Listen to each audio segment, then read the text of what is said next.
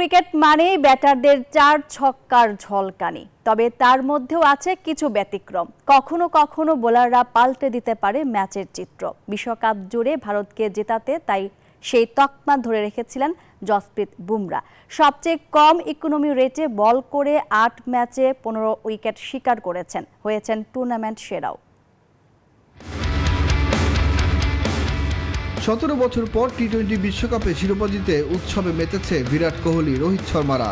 এই জয়ে ভারতের ব্যাটাররা যে অবদান রেখেছেন তার চেয়ে কয়েক গুণ বেশি অবদান টিম ইন্ডিয়ার পেসার জসপ্রীত বুমরার। 8 ম্যাচে 15 উইকেট নিয়ে টুর্নামেন্টের সেরা বুমরা। তবে তার চেয়ে বেশি 17টি করে উইকেট নিয়েছেন দুই পেসার আশদীপ সিং আর আফগানিস্তানের ফারুকি। তারপরও কেন বুমরাকে দেয়া হলো টুর্নামেন্ট সেরার খেতাব, তা নিয়ে অনেকেই প্রশ্ন তুলতেই পারেন। যুক্তি খণ্ডাতে গেলে বিশ্বকাপের আসর জুড়েই ভারতকে ম্যাচ জয়ের মঞ্চ তৈরি করে দিয়েছেন জসপ্রীত বুমরা। তার ইকোনমি রেট 5-এর নিচে।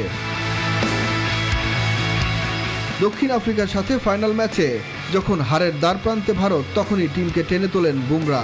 30 বলে প্রয়োজন 30 রান। সে সময় বোলিংয়ে এসে কিলার মিলার ক্লাসেনদের সামলে দেন মাত্র 4 রান। 18তম ওভারে আবারও বুমরার আঘাত।